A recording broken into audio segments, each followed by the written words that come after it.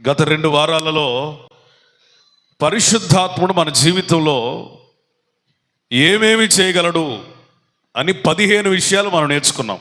పరిశుద్ధాత్ముడు సంఘంలో ఏమేమి చేయగలడో విస్తారంగా సుదీర్ఘంగా మనం నేర్చుకున్నాం. అయితే ఈ పూట దానికి కొనసాగింపు ప్రసంగం. మరి ఇన్ని ఆశీర్వాదాలు ఇస్తున్నాడే, ఇన్ని ఆధిక్యతలు ఇస్తున్నాడే, ఎంత శక్తిని, ఎంత బలమును, ఎంత యోగ్యతను, ఎంత కృపని ఇస్తున్నాడే, ఎంత సాధికారతను ఇస్తున్నాడే. మరి ఇలాంటి పరిశుద్ధాత్ముడితో మనం ఎలా వ్యవహరించాలి? ఈ పరిశుద్ధాత్ముని ఎడల మన సత్సంబంధం ఎలా కొనసాగించాలి అనేది ఒక 6 విషయాలు మీకు వివరిస్తాను. మొదటిగా అపోస్తల కార్యం 5వ అధ్యాయం 9వ వచనం. ప్రభు యొక్క ఆత్మను శోధించుటకు, ప్రభు యొక్క ఆత్మను శోధించుటకు మీరు ఎందుకు ఏకీభవించారు? ఇదిగో నీ పెనిమిటిని. చాలండి, ఒకసారి 2 చేతుల పైకి బిగ్గరగా స్తోత్రం చెప్పండి. చేతులు అల్లాడిస్తూ యేసయ్య స్తోత్రం అని చెప్పండి. మరొకసారి యేసయ్య స్తోత్రం అని చెప్పండి. హల్లెలూయా. పరిశుద్ధాత్మతో ఎలా వ్యవహరించకూడదు, అందులోనే ఎలా వ్యవహరించాలి అనే విషయం కూడా వస్తుంది. ఇక్కడ అననీయ సప్పీరాల చరిత్ర మనకు తెలుసు. పరిశుద్ధాత్ముడు బలముగా పనిచేస్తున్న కాలం అది. ఎన్నో అద్భుతాల గుండా సంఘము నడిపించబడుతున్న యుగం అది. పరిశుద్ధాత్ముడు దైవజనులను బలముగా వాడుకుంటున్న కాలం, ప్రారంభ కాలం. ఆదిమ సంఘం పురుడు పోసుకున్న కాలం, ఆత్మచేత నింపబడిన దైవజనుల ద్వారా అద్భుతాలు జరుగుతున్న కాలం, సూచక క్రియలు జరుగుతున్న కాలం. అలాంటి కాలంలో సంఘానికి గొప్ప ఉద్యమం వచ్చింది. ఆదిమ సంఘంలో ఉన్న 2 విశ్వాసుల పేర్లు అననీయ సప్పీరా. వారిద్దరూ దంపతులు, భార్యాభర్తలు. ఒక దినమున పరిశుద్ధాత్ముడు వారిని ప్రేరేపించాడు. ఏమి ప్రేరేపణ అంటే, వాళ్ళకు ఒక పొలం ఉంది, దానిని అమ్మాలి. అమ్మగా వచ్చిన వేలను అపోస్తలుల పాదముల యొద్ద పెట్టాలి. ఇది మనుష్యుల ప్రేరణ కాదు, వారికి వచ్చిన ఆలోచన కానే కాదు. కేవలం పరిశుద్ధాత్ముడే అననీయ సప్పీరాల ఇద్దరును ప్రేరేపించాడు. ఎప్పుడైతే పరిశుద్ధాత్ముడు ప్రేరేపించాడో ఏమాత్రం ఆలస్యం చేయకుండా వారికి కలిగిన భూమిని అమ్మారు. అమ్మే వరకు బాగానే ఉంది, కానీ అమ్మిన తర్వాతే వీరికి అపవాది ప్రేరణ ప్రారంభించబడింది. అపవాది యొక్క ఆలోచనలు ప్రారంభించబడింది. ఆత్మ నడిపింపు కొరవడింది. ఎప్పుడైతే ఈ ఆత్మ నడిపింపు తగ్గిపోయి అపవాది ప్రేరణ ఎక్కువైందో, నా ప్రియమైన సహోదరి సహోదరులారా, మీ జీవితాలలో గుర్తుపెట్టుకోండి, ఎప్పుడు మీ జీవితంలో అపవాది పనిచేస్తాడంటే ఆత్మ నడిపింపు తగ్గినప్పుడు. అపవాది ప్రేరణ ఒకానొక నాడు ఆత్మచేత రేపబడిన నీవే ఈ రోజున అపవాది చేత ప్రేరేపించబడుతున్నావు. ఎందుకు? నువ్వు ఆత్మ నడిపింపును కోల్పోయావు, ఆత్మ ప్రేరణను కోల్పోయావు, ఆత్మ సంబంధమైన సంగతులను గురించిన ఆసక్తిని కోల్పోయావు, ఆత్మ విషయమైన మంటను కోల్పోయావు. నేను నడిపించుటకు పరిశుద్ధాత్ముడిని ఏమాత్రం కూడా నువ్వు అంగీకరించలేని ఒక దుస్థితిలోనికి, నాశనకరమైన పరిస్థితిలోనికి, ఒక భ్రష్టమైన ఆత్మచేత నింపబడ్డావు.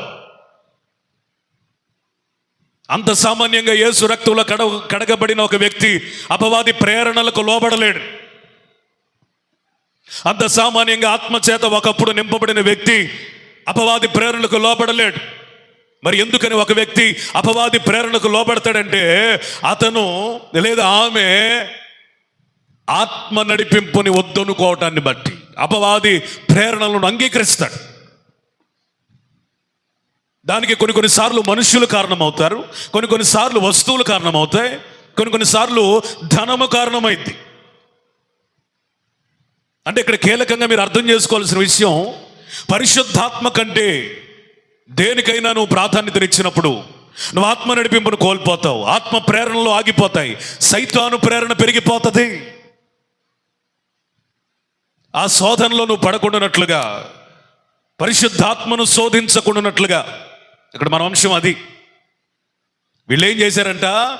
మనిషిని కాదు, పరిశుద్ధాత్మనే శోధించారట. పరిశుద్ధాత్మను శోధించారనే మాటకి ట్రాన్స్లేషన్స్ లో వ్రాయబడిన మాట, దే టెస్టెడ్ హోలీ గోస్ట్. వారు పరిశుద్ధాత్మకే పరీక్ష పెట్టారు. ఏం చేశారు? పరిశోధించడం అంటే అర్థం, they tested Holy Spirit of God. పరిశుద్ధాత్మ దేవుని పరీక్షించారు. నా ప్రియమైన సహోదరి సహోదరులారా, కరెంటు పాస్ అవుతుందో లేదో అని ప్లగ్లో వేలు పెట్టడం ఎంత బుద్ధిహీనతో. హీటర్ ఆన్ చేశాం కదా, షాక్ కొట్టి చాలా మంది చనిపోతున్నారని వార్తలు విన్నాం. నేను కూడా చస్తాను బ్రతుకుతాను చూద్దామని హీటర్ పట్టుకోవటం ఎంత దుశ్చర్యో.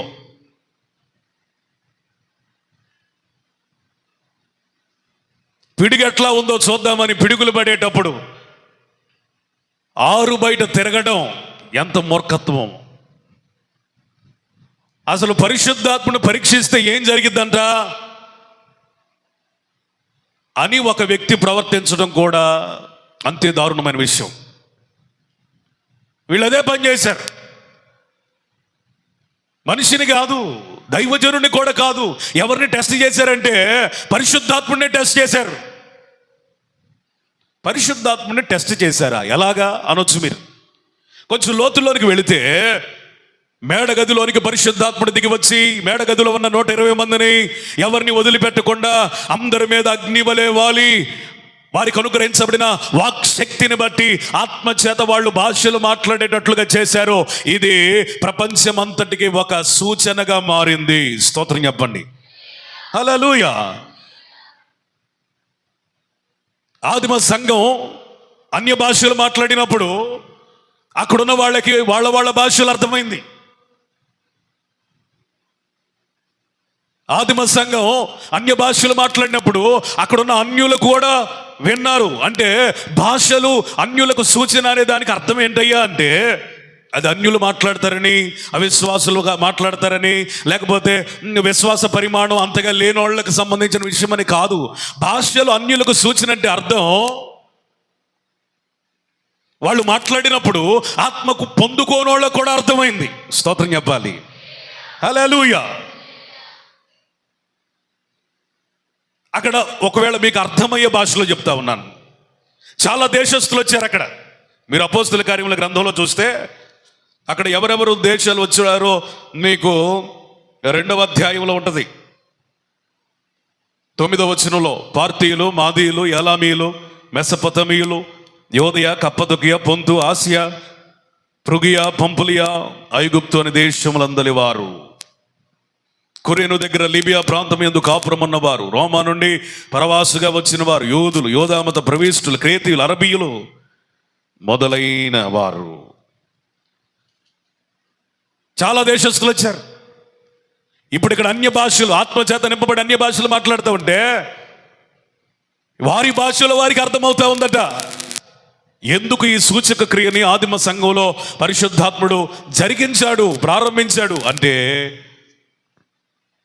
పరిశుద్ధాత్ముని యొక్క ప్రభావం సంఘము, అన్యులు అందరూ అర్థం చేసుకోవాలని. స్తోత్రం చెప్పాలి, గట్టిగా స్తోత్రం చెప్పాలి. హల్లెలూయా. ఎందుకు పరిశుద్ధాత్ముడిని ఈ కార్యములు చేయుటకు దేవుడు మన యొద్దకు పంపించాడంటే, మనము మాత్రమే కాదు, అన్యులు కూడా పరిశుద్ధాత్మలో ఉన్న ప్రభావాన్ని తెలుసుకోవాలి. పరిశుద్ధాత్ముడు ఉన్నాడని భయపడాలి. పరిశుద్ధాత్ముడు ఒక శక్తి కాదు, వ్యక్తిని అవగాహన చేసుకోవాలి. పరిశుద్ధాత్మ దేవుడు త్రిత్వములో ఒక వ్యక్తిత్వమై ఉన్నాడని భయపడాలి. చాలా మందికి పరిశుద్ధాత్ముడు అంటే భయం లేదు. అంత మాత్రమే కాదు, దీనికి ముందు జరిగినటువంటి సంభవాలు ఏంటి పరిశుద్ధాత్మ ద్వారా అని మనం చూసినట్లయితే వాళ్లకు శ్రమలు కలిగినప్పుడు, అనగా అపోస్తలులకి బోధించుటలో, స్వస్థపరచుటలో, స్వార్థను ప్రకటించుటలో శ్రమలు కలిగినప్పుడు, అభ్యంతరాలు వచ్చినప్పుడు, సంపేదాకా వచ్చినప్పుడు వారందరూ కలిసి ప్రార్థించగా వారు ప్రార్థించిన భూమి కంపించింది. స్తోత్రం చెప్పండి. ఇది వారి శక్తో వారి భక్తో అనేది తర్వాత సంగతి పక్కన పెడితే, అపోస్తలుల ద్వారా ఆ సూచక క్రియ ఎందుకు జరిగింది, అద్భుతం ఎందుకు జరిగిందయ్యా అంటే పరిశుద్ధాత్మ చేత వారు నింపబడ్డారు కాబట్టి. పరిశుద్ధాత్ముడు ఎంత శక్తి కలిగిన వాడు, ఎంత ప్రభావం కలిగిన వాడు అంటే ఆయన భూమిని కూడా కంపింప చేయగలిగిన అద్భుతకరుడు. స్తోత్రం.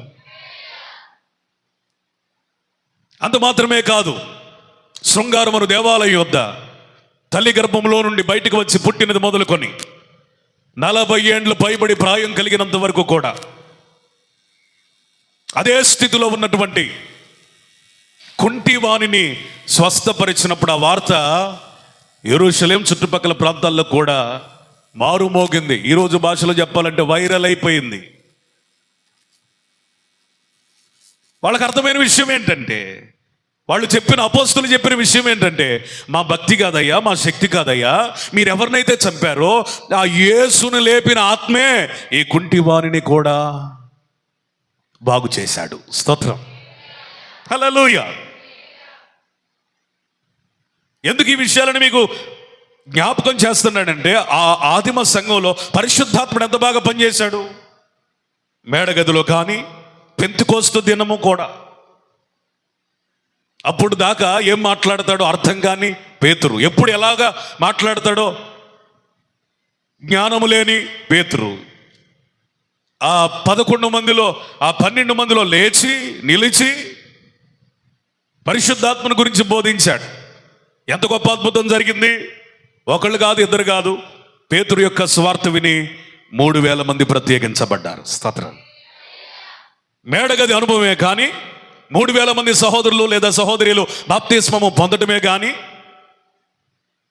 పుట్టుకుంటివాడు బాగుపడడమే కానీ, వారు ప్రార్థించినటువంటి స్థలము కంపించడమే కానీ, ఇవన్నీ కూడా పరిశుద్ధాత్మ వలన మాత్రమే జరిగిన కార్యాలు. చప్పట్లు కొట్టండి గట్టిగా. స్తోత్రం చెప్పాలి. హల్లెలూయా. ఇవన్నీ అననీయ సప్ఫీరాకు తెలుసు. మేడగదిలో 120 మంది ఏ విధంగా అన్య భాషలు మాట్లాడారు, పెంతెకోస్తు దినమున ఏ విధంగా ఒక సంఘ ఆవిర్భావం జరిగిందో, 3000 మంది బాప్తిజం పొంది రక్షించబడి లోకమునకు వేరే రక్షణ పొందారో, ఆలయం వద్ద పుట్టుకుంటివాడు ఏ విధంగా బాగుపడి స్వార్థకు వేదికగా మారాడో, అపోస్తలులు ప్రార్థించినప్పుడు ఏ విధమైన అద్భుతాలు జరుగుతూ ఉన్నవో కొన్ని వ్రాయబడలేదు. ఏది అననీయ సప్పీరాలు పరిశుద్ధాత్మను శోధించడానికి ముందుగా జరిగిన సంభవాలలో నేను చెప్పిన ఈ 4 కొన్ని మాత్రమే.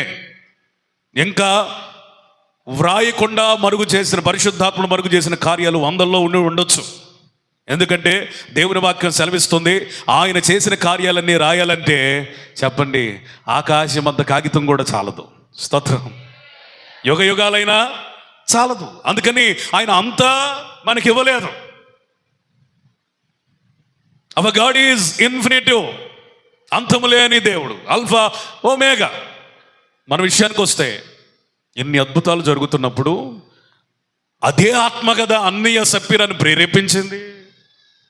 అదే ఆత్మ కదా అంత సమర్పణ కలిగిన జీవితంలోకి నడిపించింది. అదే ఆత్మ కదా అననీయ సప్పీరాలను మరొక మెట్టెక్కించి వైరాగ్యంతో నింపింది. అలాంటి పరిశుద్ధాత్మని టెస్ట్ చేశారు. ఏమైతులే, ప్రేరేపించింది పరిశుద్ధాత్ముడే. ఇప్పుడు ఇవ్వకపోతే ఏమైద్దంట అని వాళ్ళు ఏం చేశారు తెలుసా? వాళ్ళిద్దరు ఒక మాట మాట్లాడుకొని, మొత్తం ఇవ్వద్దు, కొద్దిగా ఇద్దాం, కొంత ఇద్దాం. మనం మొత్తం ఇద్దాం అనుకున్నాం కదా, మొత్తం వద్దు కొంత ఇద్దామని వాళ్ళు ఏం చేశారు తెలుసా? కొంత ఇచ్చారు. మొట్టమొదటిగా అననీయ వచ్చాడు. అననీయ వచ్చి వారు అనుకున్న కొంత ఇచ్చినప్పుడు పరిశుద్ధాత్మ చేత నింపబడిన పేతురు గారు మాట్లాడుతున్నాడు, అననీయ, నీ భూమి వెలలో కొంత దాచుకుని పరిశుద్ధాత్మను మోసపుచ్చుటకు సాతాను నీ హృదయం ఎందుకు ప్రేరేపించను? నీ యొద్ద ఉన్నప్పుడు నీదే కదా, నమ్మిన పెంపటది నీ వశమై ఉండలేదా? ఎందుకు ఈ సంగతి నీ హృదయంలో ఉద్దేశించుకున్నావు? నీవు మనుషులతో కాదు దేవునితోనే అబద్ధం ఆడేవని పేతురు గారు అననీయని హెచ్చరిస్తూ ఉండగానే అక్కడికక్కడే ప్రాణము విడిచి పడిపోయాడు. యవనస్తులు వచ్చి అతను మోసుకొని ఎక్కడికి తీసుకెళ్లారు? సమాధి చేయడానికి వెళ్ళారు. ఈరోజు ఎంతసేపు అయిందో తెలియదు కానీ ఇంచుమించు 3 గంటలకు వచ్చింది. వీళ్ళ భార్య సప్పీరా వచ్చి వాళ్ళ ఆయన కొరకు అడుగుతుంది, అయ్యా మా భర్త వచ్చాడు కదా, ఏంటి ఇంకా రాలేదు ఇంటికి అన్నట్టుగా వచ్చింది. అప్పుడు పేతురు గారు, సరే కానీ ఈ భూమిని ఇదిగో నాకు ఇచ్చాడు మీ ఆయన ఈ డబ్బులు, ఎంతకే అమ్మారా అని అడిగాడు. అననీయ హృదయం చెడిపోయింది. సప్పీరా అన్న బాగుపడిద్దని పరిశుద్ధాత్ముడు ఆలోచన చేశాడు, ఒక అవకాశం ఇచ్చాడు. భర్త ఎటు చెడిపోయాడు, వాడు చచ్చిపోయాడు, కనీసం భార్య అయినా మారు మనసు పొందిద్దేమో, సజీవ లెక్కలో నిలబడిద్దేమోనని ఆలోచన చేసి దేవుడు ఒక అవకాశం ఇస్తే ఆ అవకాశాన్ని కూడా ఆమె దుర్వినియోగం చేసి ఇంతకే చెప్పండి మేము అమ్మాము అని చెప్పింది. అప్పుడు ఆత్మచేత నింపబడిన పేతురు గారు అంటాడు, ప్రభు యొక్క ఆత్మను శోధించుటకు మీరు ఎందుకు ఏకీభవించారు? ఇదిగో నీ పెరిమిటిన పాతి పెట్టిన వారి పాదములు వాకిటినే ఉన్నవి, వారు నిన్నును మోసుకొని పోతారని ఆమెతో చెప్పగా ఆమె వెంటనే అతని పాదముల యొద్ద ప్రాణము విడిచెను. అర్థమవుతుందా? పరిశుద్ధాత్ముడు ఎంత ప్రయోజనకారో, తేడా వస్తే అంత ప్రమాదకారి కూడా. పరిశుద్ధాత్ముడిని వినియోగించుకుంటే ఎంత ఆశీర్వాదమో, ఆయన శోధిస్తే అంత శాపం. పరిశుద్ధాత్మునితో నడిస్తే ఎంత శక్తో, పరిశుద్ధాత్మని శోధించడానికి, బాధించడానికి, మోసపుచ్చడానికి, ఆయనతోనే అబద్ధం ఆడడానికి ప్రయత్నిస్తే అంత మరణకరమైన అనుభవాలు. అందుకని ఆత్మచేత నింపబడిన వారులారా, ఆత్మచేత నడిపించబడుతున్న వారులారా, ఆత్మచేత అప్పుడప్పుడు లేదా అనుదినము ప్రేరేపించబడుతున్న వారులారా, మీ ప్రేరణ అదే విధంగా కొనసాగించబడును గాక. పరిశుద్ధాత్మతో ఆట ఆడుకోవద్దు, పరిశుద్ధాత్మని పరీక్షించడానికి ప్రయత్నం చేయొద్దు. పరిశుద్ధాత్ముడే ప్రేరేపించింది, ఇది చేయకపోతే ఏమైంది, ఇన్ని చేశాం కదా, ఇది చేయకపోతే ఏమైంది అని టెస్ట్ చేయొద్దు. నీ జీవితంలో పరిశుద్ధాత్ముడిని శోధించే స్థాయికి దిగజారిపోయావంటే నువ్వు భ్రష్టత్వానికి వచ్చావు, నాశనం కొరకే నిలబడ్డావు. సంఘంలో ఉన్న ప్రజలారా వినండి, ఆత్మచేత నింపబడిన మీరు ఎట్టి పరిస్థితుల్లో, ఏ సమయంలో, ఎలాంటి పరిస్థితుల్లో ఆత్మను శోధింపవలదు. Don't test Holy Spirit. కరెంటును వాడుకుంటే నీకు ఆశీర్వాదం, కరెంటునే నువ్వు పరీక్షిస్తే, కరెంటునే నువ్వు సవాలు చేస్తే అది నీ నాశనానికే. అర్థమైందా? ఈ మధ్య ఒకడు కరెంటు పోలెక్కి నేను చచ్చిపోతా చచ్చిపోతా చచ్చిపోతా అని ఊరందరిని పిలిచాడు. మరి భయపెట్టడానికి చేశాడో నిజంగా చనిపోవడానికి చేశాడు. నిలబడినంతవరకు ఏం కాలేదు, కుడికాళ్ళు పెట్టి ఎలా ఎలా అన్నాడు. రెండోసారికే మనిషి శవం నిలబడింది. ఒక కరెంటు పోలుకే, ఒక ట్రాన్స్ఫార్మర్కే అంత శక్తి ఉంటే పరిశుద్ధాత్మకి ఎంత శక్తి ఉండాలా? అందుకని పరిశుద్ధాత్మతో మీరు ఆటలాడద్దు. పాత నిబంధనలో కూడా ఒక వ్యక్తి పరిశుద్ధాత్మతో ఆటలాడాడు. ఆయన పేరు ఆకాను. దేవుని ఆత్మచేత నింపబడినటువంటి యెహోషువ ప్రకటన చేస్తా ఉన్నాడు, నాయనా ఎరుకో, ఇది దేవుడు మనకు దీన్ని అప్పగించబోతున్నాడు. ఇందులో ఉన్న ఏ వస్తువు కూడా మీరు ముట్టుకోవద్దు, ప్రతిదీ శపించబడినదే. వెండి కానీ, బంగారం కానీ, ఇనుము కానీ, ఎత్తడి కానీ అది దేవునికి మాత్రమే ప్రతిష్ఠించాలి. మిగిలినవేమీ మీరు తీసుకొని రావద్దు, వీటిని కూడా మీరు ఇళ్లలో పెట్టుకోవద్దంటే ఒకడు కాదు, ఇద్దరు కాదు, ఆకానుతో పాటు అనేక మంది వారి ఇళ్లల్లో వెండి తెచ్చుకున్నారు, బంగారం తెచ్చుకున్నారు, ఎత్తడి తెచ్చుకున్నారు, ఇనుము తెచ్చుకున్నారు, షేనారు వస్త్రాలు కూడా తెచ్చుకున్న వారు కూడా ఉన్నారు. ఆకాను ఒకడే కాదు, అందరూ చాలా మంది. దేవుని భయం లేని వాళ్ళు అందరూ పనిచేశారు. అయితే హాయి పట్టణమునకు మీదకు వెళుతున్నప్పుడు వాళ్ళకి అపచయం వచ్చింది.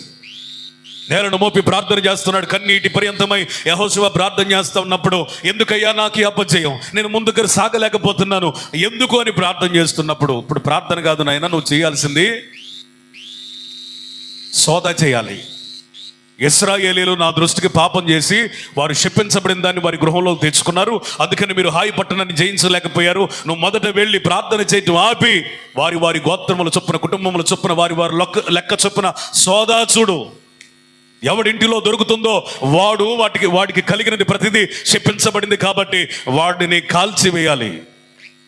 శాపగ్రస్తుడు వాడని చెప్పినప్పుడు ఒక ప్రకటన రెండోసారి వినబడుతుంది. మొదటిసారి వినబడింది ఎప్పుడు? ఎరుకోలో వినబడింది, అయ్యా ఇది శపించబడింది, మీరేది తెచ్చుకోవద్దని.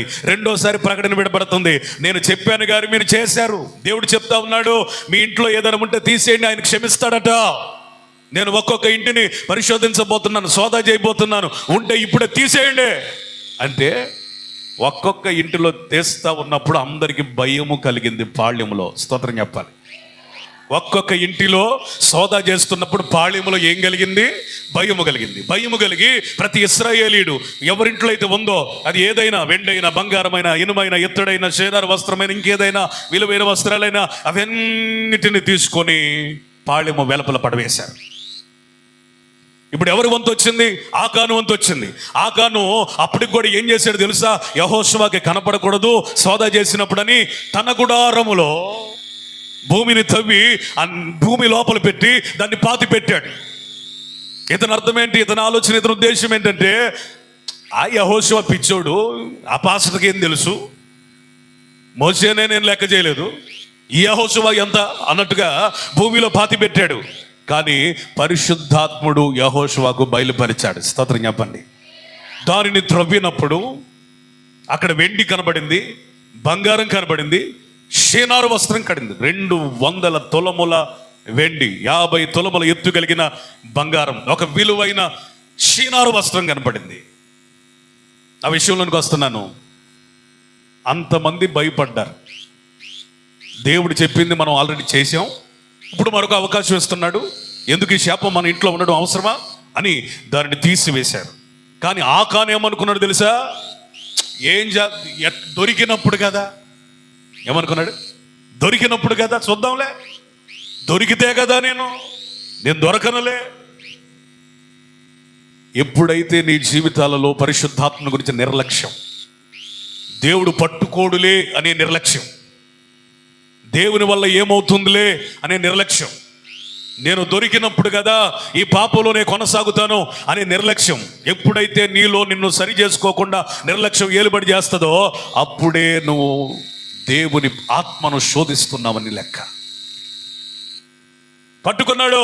తనను, తన భార్యను, తన పిల్లల్ని అందరినీ కూడా తీసుకొని వచ్చారు. తనకు కలిగిన పశువులు కానీ అన్నిటినీ తీసుకొని వచ్చారు. తీసుకొని వచ్చినప్పుడు వాళ్ళందరినీ ఆకోరు లోయలోనికి దించి రాళ్లతో కొట్టి అగ్ని చేత కాల్చి అవమానమునకు అప్పగించారు. వింటున్నారా? దానికి ఆకోరు లోయ అని పేరు పెట్టబడింది. ఎందుకని ఆకోరు అంటే అర్థం ఏంటి తెలుసా? అవమానం. ఎవరైతే ఆత్మ ప్రేరణలకు లోబడకుండా, ఎవరైతే దేవుని వాక్యమునకు లోబడకుండా, ఎవరైతే ఏమి జరిగిద్దిలే చూద్దాంలే అనుకుంటారో వారు తుదకు చివరికి అనుభవించేది ఆశీర్వాదం కాదు, అవమానం.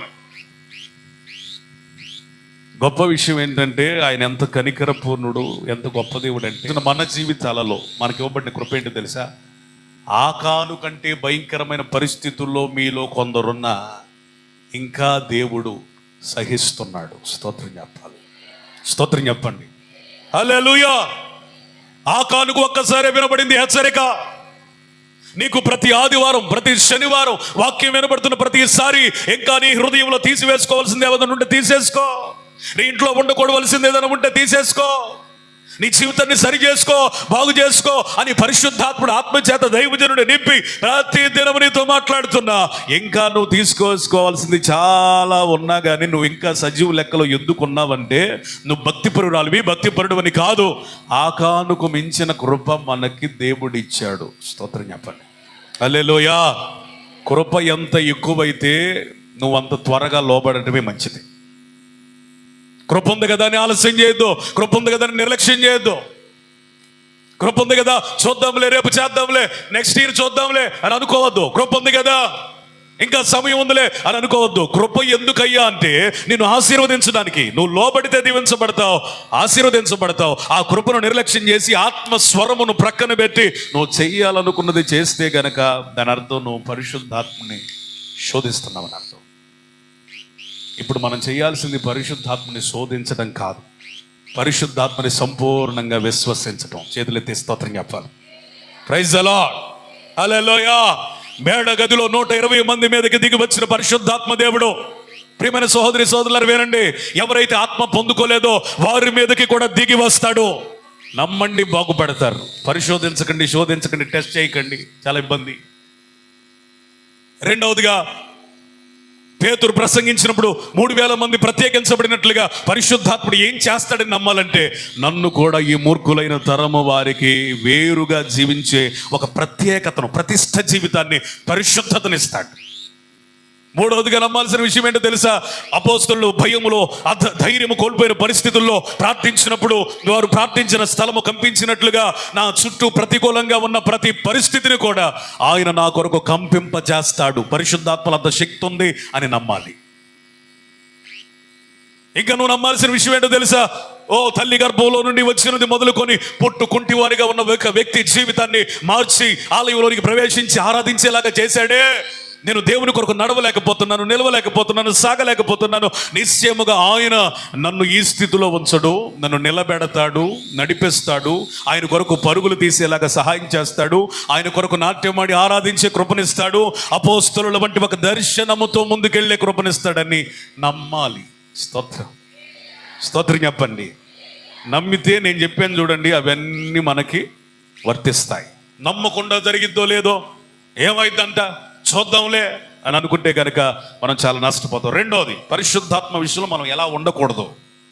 అపోస్తలుల కార్యం 7వ అధ్యాయం 52వ వచనం, 51వ వచనం నుంచి చదువు. ముష్కరులారా హృదయములను చెవులను దేవుని వాక్యమునకు లోపరచనొల్లని వరలారా, మీ పితరులు మీరును ఎల్లప్పుడూ పరిశుద్ధాత్మను ఎదిరించుచున్నారు. రెండోది, పరిశుద్ధాత్మ విషయంలో మనం ఎలా ఉండకూడదు. ఒకటి, పరిశుద్ధాత్మను శోధించకూడదు. We never test Holy Ghost. రెండు, పరిశుద్ధాత్మని ఎదిరించకూడదు. ఈయన అపోస్తలుడు కాదు కానీ అపోస్తలుల చేత అభిషేకించబడిన ఒక పరిచారకుడు. ఆ దినములలో ఏ పరిచర్య చేశాడు ఈయన అంటే ఆహారము వండి వడ్డించే పరిచర్య.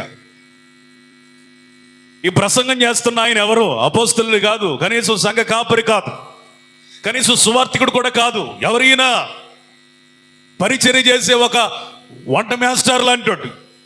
అలాగా 7 మంది అభిషేకించబడ్డారు. 7గురు అభిషేకించబడ్డారు ఆ పని కొరకు, వంట చేయడానికి, వడ్డించడానికి, ఆ వంట కార్యక్రమాలు, భోజన కార్యక్రమాలన్నీ చూడడానికి. ఆ 7 మందిలో ఒక ఆయన పేరు స్టెఫన్.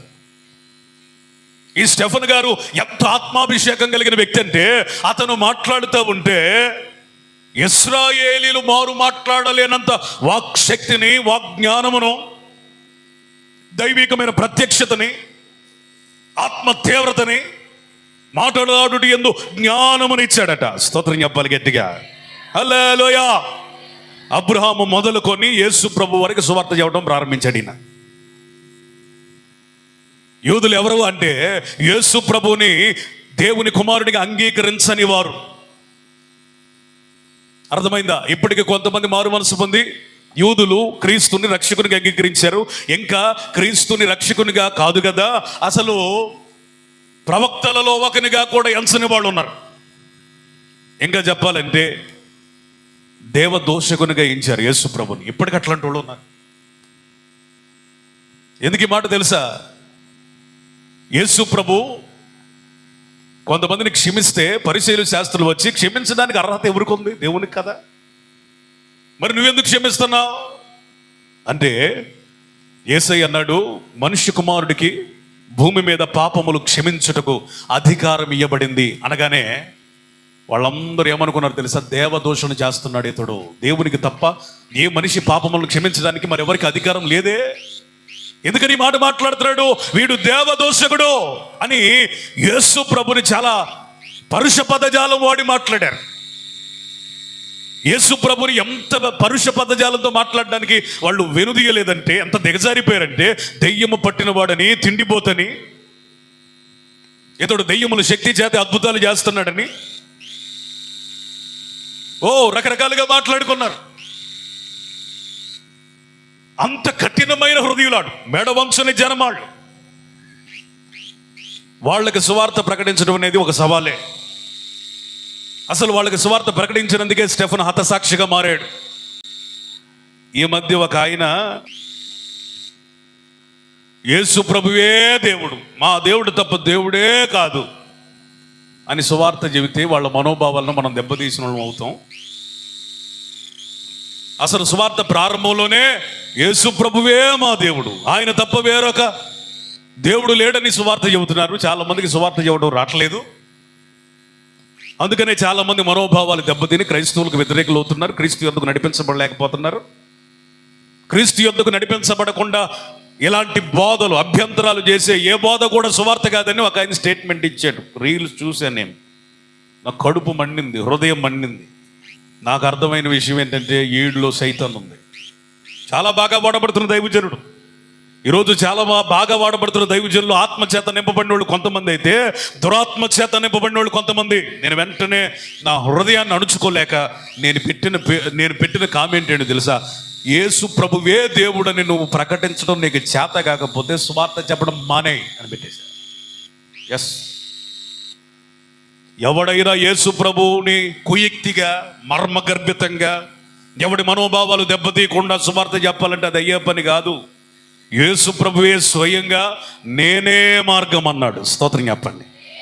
హల్లెలూయా. ఆయనే నేనే మార్గం, నేనే సత్యం, నేనే జీవం అంటే మనం ఏం ప్రకటించాలి? మరి అదే చెప్పాలి కదా. ఆయనే మార్గం, ఆయనే సత్యం, ఆయనే జీవం, ఆయన తప్ప వేరొక మార్గం తండ్రి వద్దకు లేడు, ఆయనే దేవుడు ఆయన నమ్ముకోండి అని చెబితే వినేవాడే వింటాడు, వచ్చేవాడే వస్తాడు, పోయేవాడు పోతాడు. వాళ్ళతో మనకి సంబంధం లేదు. స్తోత్రం చెప్పాలి కదా. స్తోత్రం. సువార్త అనేది జనాలను పోగు చేసుకునేది కాదు. It's not a religious, it's God's power. అపోస్తలుడైన పౌలు దగ్గరికి వెళ్ళి మనం నేర్చుకోవాలి సువార్త గురించి. సువార్త అనేది ఒక మతము కాదు, మందిని పోగు చేసుకునే ఒక మార్గం కాదు. సువార్త అంటే అది దేవుని వాక్య ప్రకాశం. సువార్త అంటే అది దేవుని శక్తి. రక్షించబడుతున్న వాళ్ళకి ఎట్లుందట? దేవుని శక్తి. నశించిపోతున్న నీవు ఎవరైనా, ఇప్పుడు మీరు అందరూ రక్షించబడ్డారు, ఎవరైనా నాకు యేసు కావాలండి, నేను యేసు నమ్ముకుంటానంటే వాళ్ళు రక్షణలోకి వచ్చినట్టు లెక్క. వాళ్ళకి దేవుని శక్తి. ఎవడైతే మాకు యేసు ప్రభు అవసరం లేదు, ఈ ఎడారి మతం అవసరం లేదు, ఆయనే దేవుడట, ఇక ఏ దేవుడు కాదట, ఎట్లాంటి దేవుడు మాకు అవసరం లేదులే, ఎవడైనా అనుకుంటే వాడికి రక్షణ లేదు. కాబట్టి వాక్యాన్ని జ్ఞానంగా చెప్పొచ్చు, తప్పు లేదు. కానీ యేసు ప్రభువే దేవుడిని చెబితే ఎట్టా అనే స్థాయికి గనక ఒక బోధకుడు వచ్చాడంటే వాడు ఎంత దౌర్భాగ్య స్థితికి వచ్చాడో అర్థం చేసుకోండి. మన ప్రాణం పోయిన స్టెఫన్ లాగా సువార్త చెప్పగలగాలి. స్తోత్రం చెప్పండి. హల్లెలూయా. స్తోత్రం చెప్పండి. ఇక్కడ ప్రాణం మ్యాటర్ కాదు, సత్య సువార్త. ఆమేన్. ప్రాణం ఉందా పోయిద్దా కాదు, సత్య సువార్త. స్తోత్రం చెప్పండి. హల్లెలూయా, హల్లెలూయా. ఒక మాట చెప్పనా, స్టెఫన్ యొక్క ప్రయాస వృధాగా ఏమీ పోలేదు. ఈ పరిసయ్యులలో, శాస్త్రులలో రాళ్లు పెట్టి కొట్టి రక్తశక్తమయ్యేటట్టుగా చేసిన వాళ్ళల్లో ఒక్కడు కూడా మారు మనసు పొందకపోవచ్చు, కానీ వారి వస్త్రములు పట్టుకోవడానికి సహాయపడిన సౌలును దేవుడు దాటిపోలేదు. చప్పట్లు కొట్టి గట్టిగా కొట్టు. స్తోత్రం. హల్లెలూయా. ఉన్నది ఉన్నట్టుగా బోధిస్తే తప్పిపోయే వాళ్ళు 99 మంది ఉండొచ్చేమో, కానీ ఆయన సంకల్పంలో ఉన్న ఒక్కడిని దేవుడు ఆయన రాజ్యంలోనికి తీసుకొని వస్తాడు. నమ్మిన వాళ్ళు స్తోత్రం చెప్పండి. తళుకు బెళుకు రాళ్ళు తట్టడేలా సంఘానికి పనికి మాలిన వాళ్ళు, అనవసరమైన వాళ్ళు, పరిసయ్యులు, శాస్త్రులు ప్రభుకెందుకు? పౌలులా మారిన సౌలులు చాలు, ఒక్కళ్ళు చాలు. స్తోత్రం చెప్పండి. హల్లెలూయా. స్టెఫన్ సత్యముగా యథార్థముగా బోధించినందుకు సంఘానికి, అతని ప్రాణమునకు ఏదో నష్టం కలిగినట్టుగా ఉంది, కానీ సంఘానికి బహుక్షేమము కలిగింది. స్తోత్రం. స్టెఫను అంత సత్య సువార్త ప్రకటించడం బట్టి అసలు ఏం మేలు జరిగిందో తెలుసా? ఒకటి, సౌలు పౌలుగా మారాడు. రెండోది ఏంటో తెలుసా? సంఘము చెదిరిపోయింది. చెదరిపోవటం మేలేంటండి? అనుకుంటారా? ఆ కింద 8వ అధ్యాయంలో వ్రాయబడింది, వారు చెదరిపోయారన్న మాట వాస్తవమే. కానీ 4వ వచనం 8:4, కాబట్టి చెదిరిపోయిన వారు సువార్త ప్రకటించుచు వాక్యమును ప్రకటించుచు సంచారము చేసిరి. దేవునికి స్తోత్రం చెప్పండి. స్టెఫన్ వాక్యం ప్రకటించడాన్ని బట్టి సంఘము ఏమైందట? చెప్పాలి, చెదరిపోయింది. ఇళ్ళు వాకిళ్ళన్ని విడిచిపెట్టి ఎక్కడికెక్కడికి వెళ్ళిపోయారు. నువ్వే ఆ స్థితిలో ఉంటే, ఈ పాస్టర్ ఒకటి తగిలాడరా, మనకి ఉన్నట్టు బోధిస్తున్నాడు, బయటికి వెళ్తే మనల్ని ఎన్ని రకాలుగా మాట్లాడుతున్నారు, ఆయనకేం తెలుసు అని అంటావు నువ్వైతే. ఈ చెదిరిపోయిన వాళ్ళు స్టెఫన్ ఒక్క మాట మాట్లాడలా.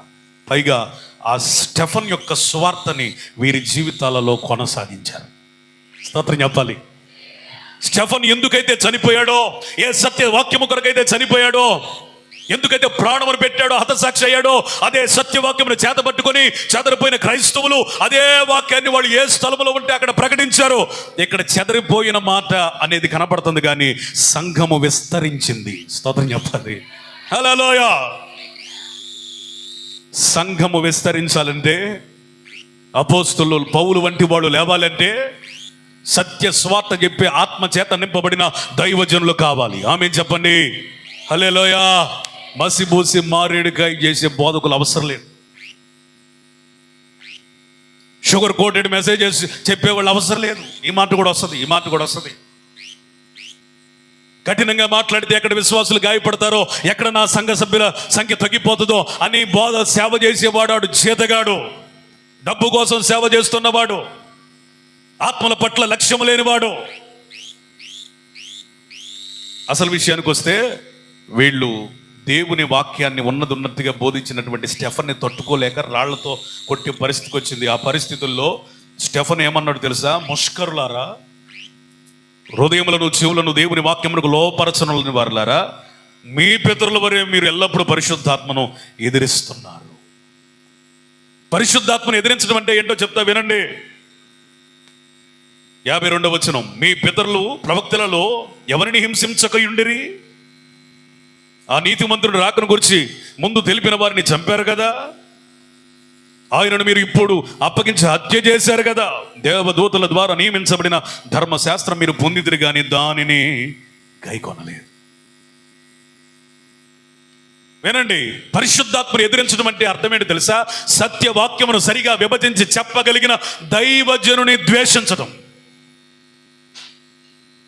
నా మాటలు అర్థమవుతున్న వాళ్ళు గట్టిగా స్తోత్రం చెప్పండి. హల్లెలూయా. పరిశుద్ధాత్మను ఎదిరించడం అంటే అర్థం, ఆత్మచేత నింపబడి సేవ చేస్తున్న దైవజనుని ఎదిరించడం, దూషించడం, ద్వేషించడం, వారు చెప్పిన వాక్యాలు పెడ చెవిన పెట్టడం. నా ప్రియమైన సహోదరి సహోదరులారా, ఆత్మచేత నింపబడి సేవ చేస్తున్న దైవజనుని నేను మానసికంగా కృంగదీసిన, శారీరకంగా దెబ్బతీసిన, ఏ పరిస్థితుల్లో వెయ్యరాని నింద వేసిన, అనవసరంగా మాట్లాడిన, దేవుని చేత పిలువబడిన, ఆత్మచేత నడిపించబడుతున్న సేవకుణ్ణి కావాలని ఏది మాట్లాడి చెల్లిదిలే నువ్వు అనుకుంటున్నావేమో, దేవుడు దాన్ని చాలా తీవ్రంగా పరిగణిస్తున్నాడు. అది దైవజనుడిని దూషించారో ద్వేషించాననే పదాలు చాలా తక్కువ. ఇక్కడ చాలా క్లియర్గా రాయబడింది, వారు పరిశుద్ధాత్మని ఎదురిస్తున్నారు. చాలా జాగ్రత్త. అందుకని యేసు ప్రభు విజయోత్సవాలతో ఊరేగించబడడానికి యెరూషలేము వచ్చినప్పుడు ఆ గార్ధబొమ్మ మీద ఆ యెరూషలేమును చూసి ఏమన్నాడు? యెరూషలేమా, యెరూషలేమా, ప్రవక్తలను చంపుదానా. యెరూషలేముకి దేవుడు పెట్టిన పేరు యెరూషలేమా, యెరూషలేమా, ప్రవక్తలను చంపుదానా. మరొకసారి యెహోవాగా యేసు ప్రభు మాట్లాడాడు, మీ పితరులు ప్రవక్తలు చంపుతా ఉంటే మీరేం చేస్తున్నారు? ఎవరినైతే చంపారో ఆ ప్రవక్తలకి గోరీలు కడుతున్నారు, గోరీలు మీరు సమాధులు కడుతున్నారు. ఏమిరా మీ భక్తి? అసలు సేవకుడిని చంపడం ఎందుకు? వాళ్ళకి సమాధులు కట్టడం ఎందుకు? సేవకుడిని దూషించడం ఎందుకు? మళ్ళీ దాని కవరింగ్ ఎందుకు? సేవకుడిని అనరాని మాటలు అంటం ఎందుకు? మళ్ళీ ఆ సేవకుడిని ఏదో మభ్య పెట్టడం ఎందుకు? అసలు దైవజనుని దూషించకుండా ఉండటం నీకు ఉత్తమం. స్తోత్రం. ద్వేషించకుండా ఉండడం ఉత్తమం. స్తోత్రం చెప్పండి. నింద వేయకుండా ఉండడం ఉత్తమం. స్తోత్రం చెప్పండి. శపితమైన మాటలు వారిని గురించి మాట్లాడకుండా ఉండడం నీకు ఆశీర్వాదం. అంతా అయిపోయిన తర్వాత అయ్యా అయిపోయింది, ఏదో అయిపోయింది అయ్యా, తెలుసో తెలియక మేము చేసామయ్యా, ప్రవక్తలను చంపామయ్యా, కనీసం వాళ్ళకి సమాధులు గడితేనైనా మాకు పుణ్యం వచ్చిద్దేమో, చేసిన పాపం తీరిద్దేమోనని నువ్వు చేసిన ఏది ఫలించదు.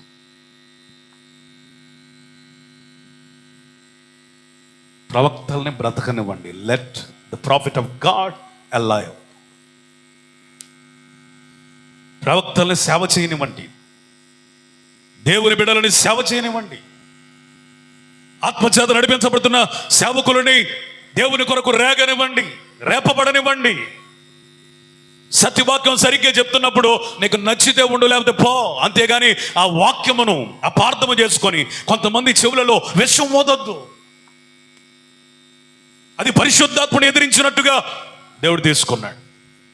ఒకసారి యెషయా గ్రంథానికి రండి, 30వ అధ్యాయం తీయండి, 10 నుండి. దర్శనములు చూడవద్దని దర్శనము చూచు వారితో చెప్పువారును, యుక్త వాక్యములు మాతో ప్రవచింపుకుడి, మృదువైన మాటలతోనే మాతో పలుకుడి. మాయా దర్శనాలు కనుడి, అడ్డము రాకుండుడి, త్రోవ నుండి తొలుగుడి. ఇశ్రాయేలు పరిశుద్ధ దేవుని సంగతి మా ఎదుట ఎత్తకుడే అని భవిష్యత్ జ్ఞానులతో పలుకువారునై ఉన్నారు. అందుచేత ఇశ్రాయేలు యొక్క పరిశుద్ధ దేవుడు ఇలాగ సెలవిచ్చుచున్నాడు, మీరు ఈ వాక్యము వద్దని త్రోసివేసి బలాత్కారమును కృత్రిమమును నమ్ముకొని అటు వాటిని ఆధారం చేసుకుంటారు కనుక ఈ దోషము మీకు ఎత్తైన గోడ నుండి జోగిపడబోచున్న గోడ అండవలి అగును, అది ఒక్క క్షణములోనే హఠాత్తుగా పడిపోవును. ఇశ్రాయేలీలు ఏమంటున్నారంట? దర్శనాలు చూసే దీర్ఘదర్శులతో ఏమంటున్నారంట? దర్శనాలు చూసింది చాలే, ఇక చూడబాకండి. చూసిన దగ్గర నుంచి ఆ దర్శనాలు మా దగ్గరకు వచ్చి చెబుతారు, మీరు మీ దేశం ఎట్లా పాడైపోయింది, మీ ప్రజలు ఎట్లా పాడైపోయారు, మీలో ఈ పాపం ఉంది, ఈ దోషం ఉంది, ఇది సరి చేసుకోండి, దేవుడు మాకు చూపెట్టాడు అంటారు. సారులే మీ దర్శనాలు, చూసిన దర్శనాలు చాలే, ఆపండి ఇక మీ దర్శనాలు అంటారంట. ఇశ్రాయేలు అన్నారంట. వాళ్ళు ఏమన్నారంటే, యుక్తంగా మాకు బోధ చేయాల్సిన అవసరం లేదు, ఉన్నది ఉన్నట్టుగా చెప్పాల్సిన పని మాకు లేదు. మెత్తగా చెబితే చెప్పు, మృదువుగా మాట్లాడితే మాట్లాడు, సున్నితంగా వ్యవహరిస్తే వ్యవహరించు, లేకపోతే నువ్వు మాకు అవసరం లేదు అంటారంట. ఎవరిని? ప్రవక్తల్ని. ఒక దైవజనుడు ఉన్నాడు, బలంగా వాడబడుతున్నాడు నేటి తరంలో. ఆ దైవజనుడు సేవా ప్రారంభంలో ఒక నామకార్థ క్రైస్తవ సంఘములో కాపరిగా వెళ్ళడానికి వెళ్ళాడు. అక్కడ ఉన్న విశ్వాసులు అనేక మంది ఎంప్లాయీస్, ఉన్నత ఉద్యోగులు, ఆ రోజుల్లోనే వేలకు వేలు జీతాలు తీసుకుంటున్న వాళ్ళు.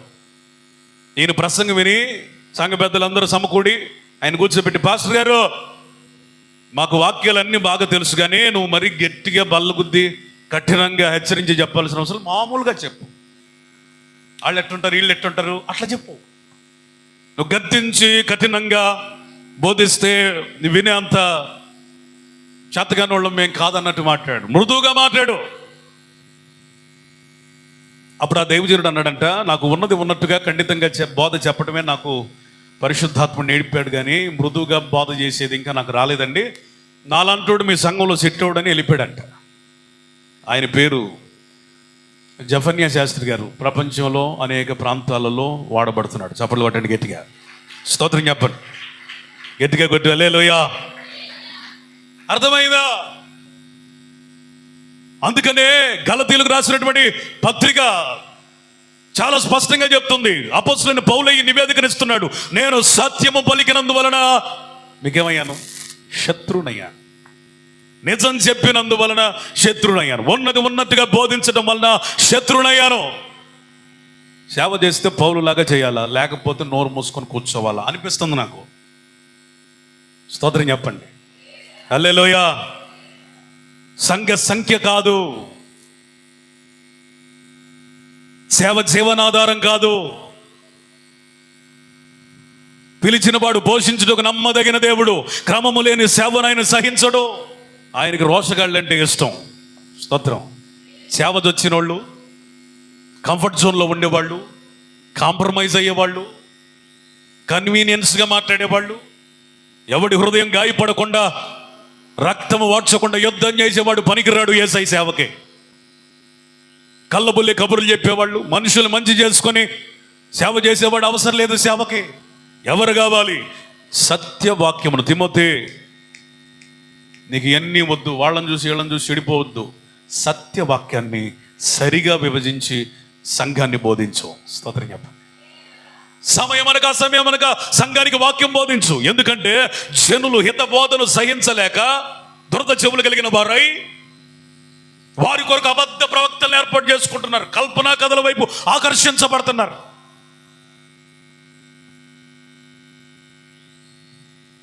ఇప్పుడు మీకు అర్థమైందా? ఏమర్థమైంది? పరిశుద్ధాత్మని చాలా మంది మేము ఎదిరించట్లేదు అనుకుంటున్నారు, కానీ అబద్ధ బోధకుల బోధలు వినటానికి పరుగులు తీస్తున్న ప్రతి ఒక్కడు పరిశుద్ధాత్మను ఎదిరించిన వాడే. సత్యవాక్యానికి చెవినివ్వటం ఇష్టం లేనివాడు, అలాంటి వాక్యాలు వినడానికి ఇష్టం లేని ప్రతి నిద్రపోతూ పరిశుద్ధాత్మని ఎదిరించేవాడే. ఉన్నది ఉన్నట్టుగా చెప్పే బోధకుడిని సాల్లే మేము ఎట్లాంటి వినలేం, కొంచెం మెత్తగా చెప్పు, మృదువుగా చెప్పు అనేవాడు పరిశుద్ధాత్మని ఎదిరించేవాడు. ఇట్ట కాకుండా ఇటు చెబితే బాగుండే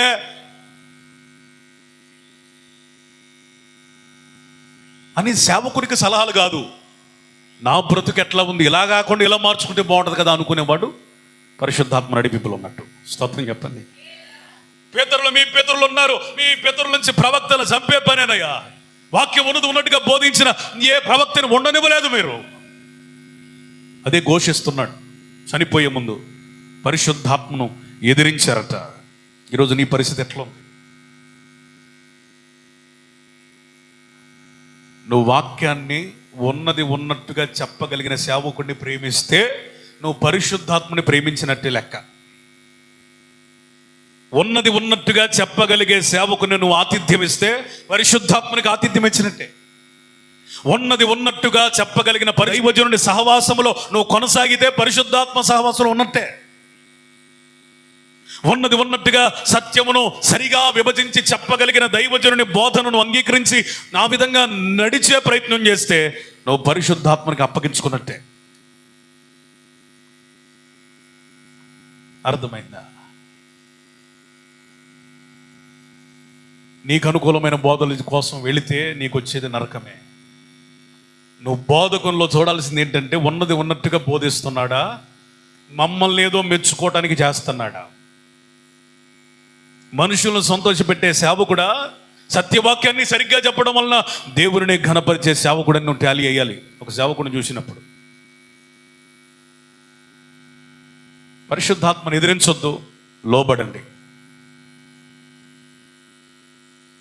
ఆత్మచేత నింపబడిన సేవకులను ఘనపరచండి, గౌరవించండి.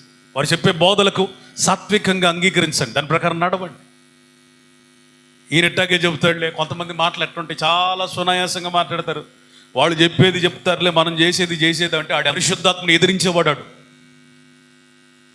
అట్లాంటి వాళ్ళకి చెబుతున్నా, మీకు అవసరంలా యేసయ్య, పోండి, అన్యాచారాలు చేసుకోండి, ఇష్టానుసారంగా బ్రతకండి, విగ్రహారాధన చేయండి, గుళ్ళు చుట్టూ తిరగండి, మొక్కుకోండి, మంచి రోజులు చూసుకోండి. ఎందుకు ఈ మాత్రం దానికి భక్తి చేయటం అవసరమా? ఎవడి కన్నీళ్లు తుడుద్దామని వస్తున్నారు మీరు? వాక్యానికి లోపడినప్పుడు సంఘానికి ఎందుకండి రావటం? ఎవరి కోసం? అటెండెన్స్ ఎవరికి కావాలి? ప్రవక్తలకు సమాధులు కట్టేవాళ్ళు కను మీకు సహాయం ఉంది ఇక్కడ?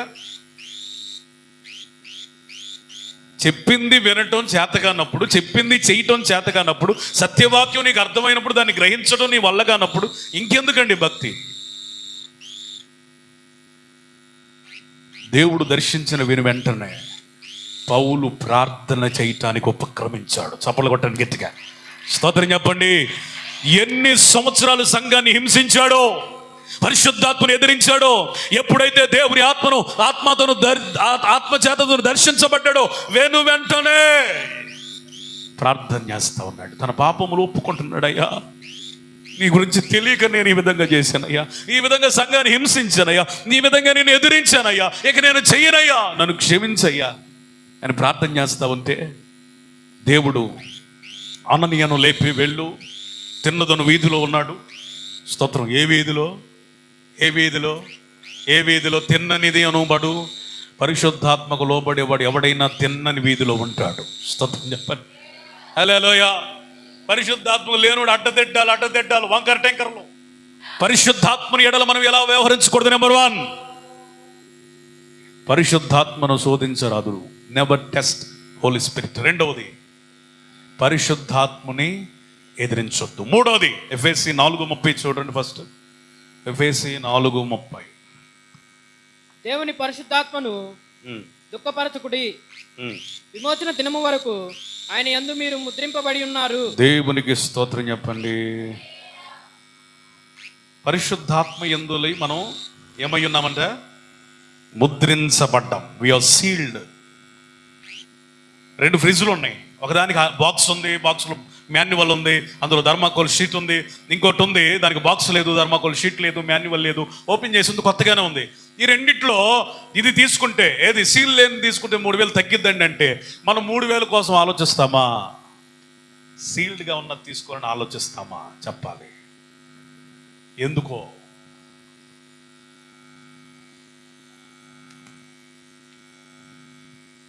ఒక వస్తువే సీల్ వేయబడాలని కోరుకుంటున్నాం కదా. సీల్ లేకపోతే భద్రత లేనట్టేగా. ఏమైందో ఇప్పుడు దాన్ని ఎలా తీసుకెళ్ళాలి? గీతలు పెడితేనో. మీకు ఇంకొక ఉదాహరణ చెప్తాను. 2 చాక్లెట్స్ ఇక్కడ పెట్టి, సీల్ ఉన్న చాక్లెట్ అంటే ర్యాపర్ ఉన్న చాక్లెట్ అక్కడ పెట్టి, దాని పక్కన కొంచెం దూరంలో ర్యాపర్ తీసేసి ఒక చాక్లెట్ ఎక్కి పెట్టాం. 1 గంట తర్వాత వస్తే దేని చుట్టూ చీమలు ఉంటాయి? ర్యాపర్ తీసిందా, ర్యాపర్ వేసిందా? తీసింది. అంటే ఎవడైనా నిన్ను ముట్టుకోవాలంటే సీల్ ఉంటే ముట్టుకోవడం అసాధ్యం. ఎవడైనా నీ దగ్గరికి రావాలి, అపవాది క్రియలు, లోకము దాని ఆశలు నీ దగ్గరికి రావాలంటే సీల్ ఉంటే వల్లవదు. సీల్ అంటే ఈ లోకము నుండి ప్రత్యేక పరచటానికి పరిశుద్ధాత్ముడు మనల్ని సీల్ చేశాడు. ఎప్పుడు దాకా తెలుసా? యేసు ప్రభు మధ్యాకాశమునకు వచ్చేంత వరకు. చేతులెత్తి స్తోత్రం చెప్పండి. చెప్పాలి గట్టిగా. విమోచన దినము వరకు, ద డే ఆఫ్ రిడెంప్షన్. పరిశుద్ధాత్మ వల్ల మనకి ఎంత ఉపయోగమో, ఎంత ఆశీర్వాదమో చూడండి. ఎవడు తాకలేడు, ఏది చేయలేదు, మనల్ని ఎవడు నాశనం చేయలేడు. ఆయన రాకడ కొరకు సిద్ధపడే క్రమంలో ఏది మనల్ని సమీపించలేని పరిస్థితుల్లో సీల్ చేశాడే పరిశుద్ధాత్మ దేవుడు. ఈ పరిశుద్ధాత్మ దేవుడిని మనం చాలా జాగ్రత్తగా కాపాడుకోవాలి. అక్కడ వ్రాయబడిన మాట ఏంటంటే పరిశుద్ధాత్మని దుఃఖపరచొద్దు. పరిశుద్ధాత్ముడు ఏడుస్తాడు, కోపపడతాడు, సంతోషపడతాడు. ఆయన ఒక బొమ్మ కాదు, రోబో కాదు. పరిశుద్ధాత్మకి భావోద్రేకాలు ఉన్నాయి, ఎమోషన్స్ ఉన్నాయి, ఎఫెక్షన్ ఉంది. ఇప్పుడు పరిశుద్ధాత్మతో డీల్ చేసేటప్పుడు మనం ఎట్లా చేయాలో తెలుసా? చాలా జాగ్రత్తగా చేయాలి. ఇంకొక ఉదాహరణ చెప్తాం. మీ ఇంటికి ఒక చుట్టం వచ్చాడు అనుకోండి, ఒక వారం ఉందామని. రకరకాల సూటిపోటి మాటలతో ఇండైరెక్ట్గా నువ్వు మాట్లాడుతూ ఉంటే అది అర్థం చేసుకున్నటువంటి అతిథి వారం రోజులు ఉండాలనుకున్నవాడు కూడా చెప్పండి, ఆ రోజు సాయంత్రమో తర్వాత రోజు ఉదయమో వెళ్ళిపోతాడు కదా. పరిశుద్ధాత్ముడు కూడా ఎవరో తెలుసా? మన అతిథి. స్తోత్రం చెప్పండి. హల్లెలూయా. మన నోటిలో నుండి వచ్చే ప్రతి మాట మనుషులకు సంబంధించిందని నువ్వు అనుకుంటున్నావు, కానీ అది పరిశుద్ధాత్మని ప్రభావితం చేస్తుంది. మనం చేసే ప్రతి పని పరిశుద్ధాత్మకు సంబంధించింది. ప్రతి చర్య, ప్రతి అభిప్రాయం, ప్రతి ఉద్దేశం, ప్రతి పని, అన్నీ కూడా మనం చేసే ప్రతి యాక్ట్ కూడా ఎవరికి సంబంధించిందంటే పరిశుద్ధాత్మకు సంబంధించింది. నిజంగా ఒక వ్యక్తిని మనం ప్రేమిస్తే ఆ వ్యక్తి సంతోషపడడానికి ఏదైనా చేయగలుగుతాం కదా. పరిశుద్ధాత్మని ప్రేమించే వారమైతే ఆయన్ని సంతోషపెట్టే వారముగా ఉంటాం. స్తోత్రం చెప్పండి. మన బాధ్యత పరిశుద్ధాత్మని సంతోషపెట్టుట. ఎవరైతే పరిశుద్ధాత్మని సంతోషపెడతారో వారిని పరిశుద్ధాత్ముడు ఎన్నడూ విడిచిపెట్టడు, ఎప్పుడు హత్తుకుంటాడు, నడిపిస్తాడు. విసుగక అలయక మన కొరకు పని చేస్తాడు, సహాయం చేస్తాడు. అలాంటి గొప్ప పరిశుద్ధాత్ముడి అనేకులు దుఃఖ పెడుతున్నారట. అందుకే సంఘానికి లేఖ రాస్తా ఉన్నాడు. ఒకసారి ఎఫెసీ 4:30 కొన్ని మాటలు ఉన్నాయి. ఏం చేస్తే పరిశుద్ధాత్ముడు దుఃఖపడతాడు? 25 నుంచి చూద్దాం. చాలా మాటలు ఉన్నాయి. పరిశుద్ధాత్ముడు, మీరు ఇది మొత్తం చదవాలి. పరిశుద్ధాత్మని దుఃఖ పెట్టకుండా ఉండాలి అంటే ఏం చేయాలనే దానికి ఎఫెసీ 4వ అధ్యాయం మొత్తం చదవాలి. అందులో కీలకమైన కొన్ని మాటలే చెప్తున్నాను. 25వ వచనం చదవండి.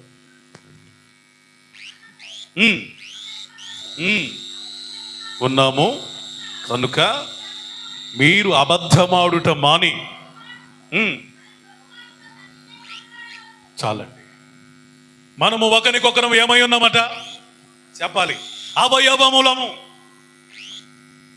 అందుకని తోటి విశ్వాసిని నువ్వు ఎలా చూడాలంటే, సంఘమనగా దేవుని శరీరం, క్రీస్తు శరీరం.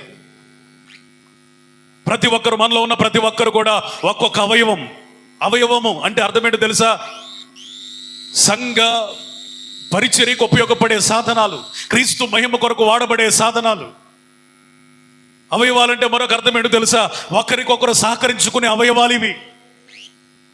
మీరు గమనించండి, తల వరకు అరికాలు, తల నుంచి అరికాల వరకు ఉన్న ప్రతి అవయవము ఒకదానికొకటి సహకరిస్తుంది తప్ప ఏ అవయవము మరొక అవయవానికి కీడు చేస్తున్నట్లుగా మన శరీరంలో ఉందా? ప్రతి అవయవం మరొక అవయవానికి ఏం చేస్తుంది? మేలే చేస్తుంది, కానీ కీడు చేయట్లా. అవయవాల నుండి మనం నేర్చుకోవాల్సిన పాఠం ఏంటి తెలుసా? మన తోటి విశ్వాసి కూడా అవయవమే. స్తోత్రం, ప్రైజ్ ది లార్డ్. ఇప్పుడు తోటి విశ్వాసికి నువ్వు అబద్ధము చెబితే, నేను అబద్ధమేగా చెప్పింది, ఆ మనిషికేగా చెప్పిందని నువ్వు అనుకున్నావు. కానీ ఎంత లోతైన విషయం ఇక్కడ రాయబడిందంటే, ఈ ఎఫెక్ట్ ఎక్కడ కొడుతుందంటే టోటల్ సంఘానికి. ఎవరికి? మనం అవయవాలం. వీఆర్ నాట్ ఇండివిజువల్స్, వ్యక్తిగతమైన వ్యక్తులం కాదు. మనం ఎవరమాట? అవయవములము. We are all connected with each and others. ఇతరులతో మనం కనెక్ట్ చేయబడ్డాం. యంత్రంలో ఒక ప్రాంతం, ఒక ఏరియా ఎఫెక్ట్ అయితే ఆటోమేటిక్గా కాలం గడిచే కొద్దీ ఏమైంది? యంత్రం మొత్తం పాడైపోయింది. సంఘం కూడా అంతే. ఒక వ్యక్తి అబద్ధాలు చెప్పేవాడైతే ఈనేవాడు కూడా అబద్ధాలు నేర్చుకుంటాడు. వాడు తర్వాత అబద్ధాలు ఇంకొకటికి నేర్పిస్తాడు. మొత్తం సంఘం అంతా ఏమైంది? అబద్ధాలే. నోరు తెరిస్తే ఎవడు నిజం చెప్పడం. దీని ద్వారా సంఘమునకు శిరస్సైన క్రీస్తు నామానికి అవమానం. అప్పుడు పరిశుద్ధాత్ముడు దుఃఖపడతాడు ఆ సంఘంలో. అందుకని మనం ఇతరులతో సత్యము చెప్పాలి. స్తోత్రం చెప్పండి. ఇంకా కింద వచనంలో రాయబడిన మాట ఏంటో చూడండి. కోపపడుడి గాని పాపం చేయకుడి. కోపం సహజమే కానీ మీరు పాపం చేయొద్దు. ఆ కోపం ఒకవేళ ఉందనుకో, ఎప్పుడు దాకా ఉండాలి? సూర్యుడు అస్తమించే లోపే. ఈ లోపు మీరేం చేయాలి? సంఘమైన వారు సమాధాన పడాలి. మీరు గమనించండి, మనమంతా అవయవాలమై ఉన్నాం కదా, ఒకరి చేత ఒకరు కనెక్ట్ అయి ఉన్నాం కదా. ఈ ఉన్న 100 మందిలోనే అందరికి అసమాధానాలు ఉన్నాయి అనుకోండి, పేరుకు ఒక పక్కన కూర్చుంటాం. కానీ చెప్పండి, విడిపోయిన పార్టుల్లాగా, విడదీయబడిన పార్టుల్లాగా ప్రతి పార్ట్ విడదీసినట్లుగా ఉంటుంది. అప్పుడు ఫంక్షనింగ్ ఎక్కడ జరిగింది? మన దేహంలో ఉన్న ఒక్కొక్క అవయవాన్ని విడదీసి పక్కన పెట్టారనుకోండి, మనిషి బతుకుతాడు, చస్తాడండి. మరి సంఘంలో ఉన్న విశ్వాసులు కూడా ఒకరి మీద ఒకడు కోపం, ద్వేషం, క్షమించుకొని మనస్సు కలిగి అందరూ అలాగే ఉన్నారనుకోండి, సంఘం చచ్చినట్టే బతికినట్ట. మరి ఉజ్జీవం అంటే అదే. ఉజ్జీవం అంటే ఇంకేదో కాదు, బ్రతికిన అనుభవం. ఒకరితో ఒకరు సమాధానం కలిగే సంఘం ఎప్పుడైతే ఉంటుందో అప్పుడు ఆ సంఘంలో ఉజ్జీవము ఉంటుంది. స్తోత్రం, ప్రైజ్ ది లార్డ్. మూడోది, ఎప్పుడు పరిశుద్ధాత్ముడు దుఃఖపడతాడు? 27, అపవాదికి చోటిచ్చినప్పుడు పరిశుద్ధాత్ముడు దుఃఖపడతాడు. అదే రూపంలోనైనా. ఎప్పుడైనా వీలుంటే వీటన్నిటినీ ఇంకొంచెం లోతుగా చెప్పడానికి ప్రయత్నిస్తాను, సమయం లేదు. 28,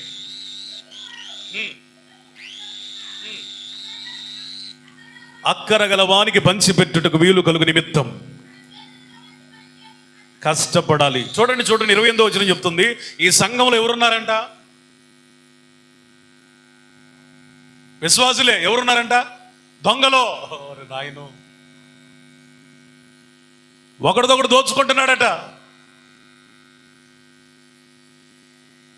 ఈ దొంగతనం చేసే వాళ్ళందరూ ఎందుకంటే సోమరులై పని చేయలేక, కష్టపడే మనస్తత్వం లేక దొంగలు అయ్యారట.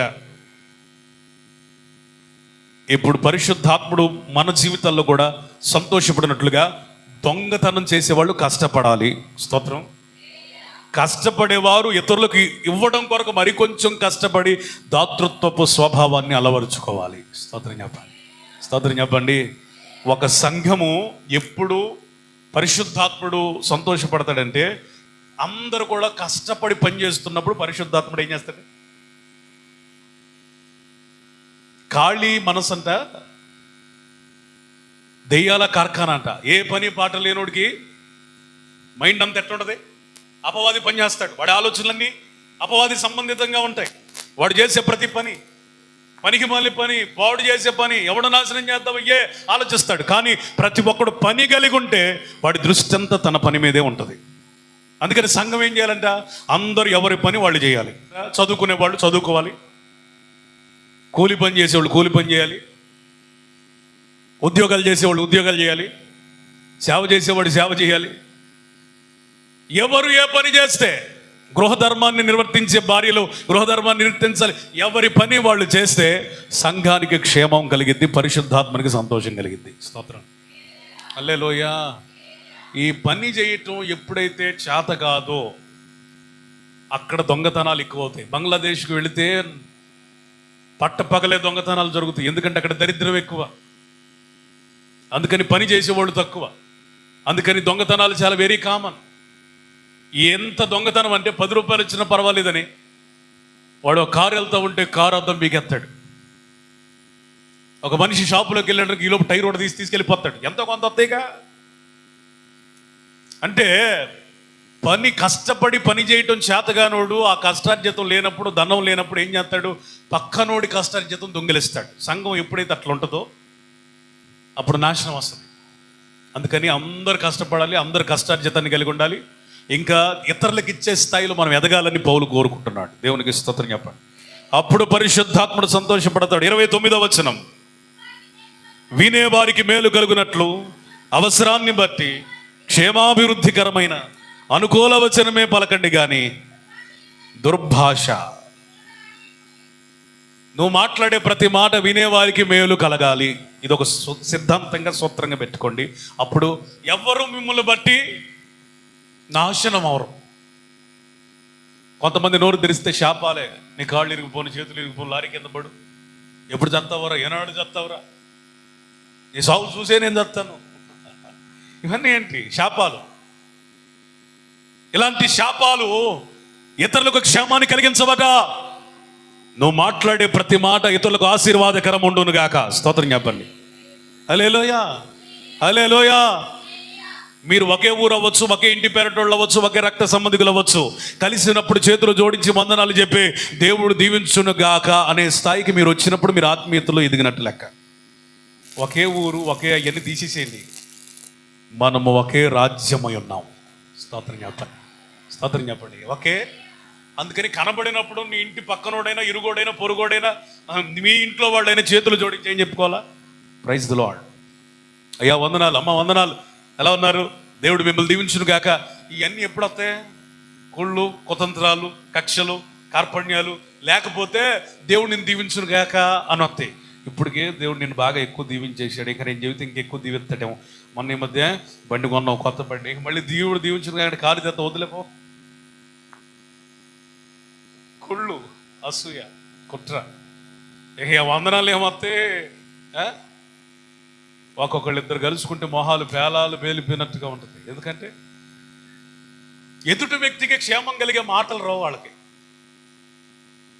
ఏ విధంగా వాళ్ళు శపించబడాలా, శపించబడితే చూద్దామా? ఇదే పరిశుద్ధాత్ముడు ఒక వ్యక్తిని బట్టి సంతోషపడేది ఎప్పుడంటే ఇతరులను దీవించాలి ఆ వ్యక్తి. స్తోత్రం చెప్పండి. హల్లెలూయా. ఇతరులను ఆశీర్వదించాలి. హల్లెలూయా. సంఘమునకు తోటి వ్యక్తికి క్షేమం కలిగే మాటలే తప్ప వారికి నాశనము కలిగే ఏ దుర్భాష, ఏ శాపం, దుర్భాష అంటే బూతే కావచ్చు, శాపమేమో కావచ్చు, ఏదైనా సరే సంఘానికి హాని కలిగించే ఏ మాట అయినా మీ నోట నుండి రాకుండానట్లుగా ప్రభు మీకు సహాయం చేయను గాక. చూడండి, మోషే అంతటోడ్నే అనరాని మాట, కాని మాట పలికినందుకు ఏమన్నాడు? నువ్వు వాగ్దత్త దేశాన్ని చూస్తావు కానీ చేరవు. మోషే అంతటోడికి ఎంత గొప్ప శిక్ష విధించాడు. ఏంటి ప్రభువా, నేనేం చేశాను? ఇన్ని సంవత్సరాలు పరిచయం చేస్తే నాకు విధించే శిక్ష ఇదా? నాకు ఇచ్చే బహుమానం ఇదా? ఒక్క మారు క్షమించవచ్చు కదా? లేదు లేదు, నీ అభిషేకానికి తగినట్లుగా నువ్వు మాట్లాడలేదు. అందుకని మనం ఏం చేయాలి? అనుకూల వచనములు మాట్లాడి దేవుని పరిశుద్ధాత్మని సంతోషపరచుదము గాక. స్తోత్రం చెప్పండి గట్టిగా. హల్లెలూయా. ముగించేస్తున్నా. 1 తెస్స 5:19. 1 తెస్సలోనికైలకు 5:19. ఆర్పకుడి, ప్రవచించుటను నిర్లక్ష్యము చేయకుడి. ఆత్మను ఆర్పొద్దు. చాలండి, ఇప్పటికి 3 చెప్పుకున్నాం. ఆత్మను గట్టిగా చెప్పాలి, ఈ మనసులో ఉండాలి, శోధింపవలదు. 2, ఆత్మను ఎదిరించవలదు. 3, ఆత్మను ఏడిపించవలదు. 4, ఆత్మను ఆర్పవలదు. ఆత్మను ఆర్పొద్దు అనే మాట మీరు అర్థం చేసుకోవాలంటే పరిశుద్ధాత్ముడిని దేవుడు ఎట్లా పోల్చాడంటే అగ్నితో. స్తోత్రం చెప్పండి. మీకు సింపుల్గా చెప్తాను. ఒక వ్యక్తి లేదా నీవు లేదా నేను మనలో ఉన్న ఆత్మను ఎలాంటి పరిస్థితులు ఆర్పగలం?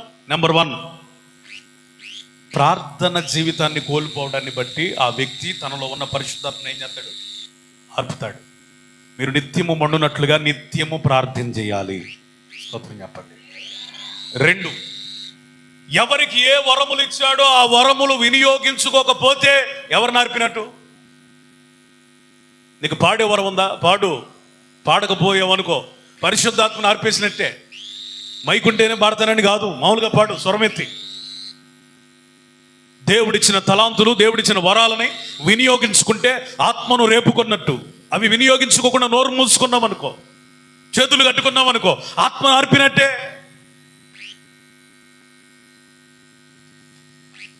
కొంతమంది చప్పట్లు కొట్టమంటే ఎంత చక్కగా కొడతారంటే వాళ్ళకి ఏ అవార్డు ఇవ్వాలో తెలియదు.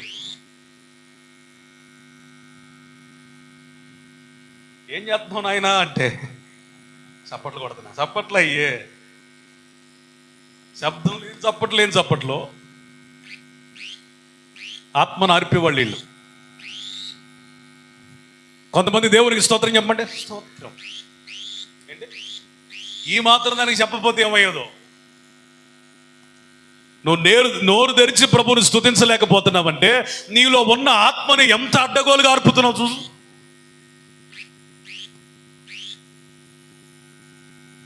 చేతులు ఎత్తలేవు, స్తోత్రం చెప్పలేవు, చప్పట్లు కొట్టలేవు, హల్లెలూయా చెప్పలేవు, పాస్టర్ గారు అడిగిన దానికి సమాధానం చెప్పలేవు. వీళ్ళందరూ ఆత్మను ఆర్పేవాళ్ళండి.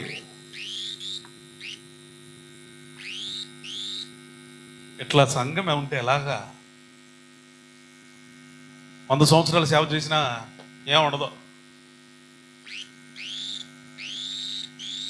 మండే 10 మంది చాలు ప్రభు కొరకు. సంఘానికి మండే వాళ్ళు కావాలి. స్తోత్రం చెప్పండి. టెస్ట్ వేసుకుని ఉండేవాళ్ళు కాదు. ఎవరు కావాలి? మండే. బాప్తిస్మం ఇచ్చి యోహాను గురించి యేసయ్య చెప్పాడు, అతడు మండుచు ప్రకాశించు దీపం. పరిశుద్ధాత్మ వలన నీకు ఏమేమి అనుగ్రహించబడినవో వాటన్నిటినీ నువ్వు తిరిగి ప్రజ్వరిల్లాలి. స్తోత్రం. వెలిగించాలి. స్తోత్రం. నీకు ఏ వరం ఉందో ఆ వరము వాడుకోవటం మానేస్తే నువ్వు ఎవరిని ఆర్పినట్టు? పరిశుద్ధాత్మని ఆర్పినట్టండి. దేవుని ఆత్మ సంసోనుడు రేపగా సింహాన్ని కూడా మేకపిల్లలాగా చీల్చేశాడు. అంత ప్రేరణ కలిగిన వ్యక్తి ఏం చేశాడు తెలుసా? ఆత్మను అర్థాంతరంగా ఆపేశాడు. ఒక స్త్రీ మోజులో పడిపోయి వ్యభిచార కార్యక్రమాల వలన,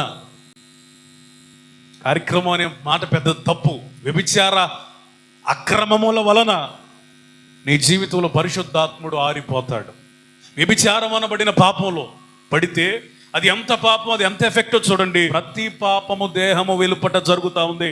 కానీ చెప్పండి, వ్యభిచారము, అక్రమ సంబంధము ఇవన్నీ ఎక్కడ జరుగుతున్నాయి అంట? Inside of our body. Inside ఎవరు ఉంటారు? పరిశుద్ధాత్ముడు. నువ్వు వ్యభిచార సంబంధమైన పాపంలో చిక్కుకుంటే మొదట జరిగేదేంటి? లోపల ఉన్న పరిశుద్ధాత్మ బయటికి వెళ్ళిపోతాడు. అందుకని అపోస్తులైన పౌలు అన్నాడు, ప్రతి స్త్రీకి తన సొంత భర్త ఉండాలి. స్తోత్రం చెప్పండి. సొంత భర్త ఉండాలంటే అర్థం ఏంటి తెలుసు? కొంతమందికి అద్దె భర్తలు కూడా ఉంటారు, కొంతమందికి చెప్పండి తాత్కాలికమైన భర్తలు కూడా ఉంటారు, కొంతమందికి డబల్ భర్తలు కూడా ఉంటారు. నన్ను ఎవరు ఏమనుకోవద్దు అని అనుకున్నా పర్వాలేదు.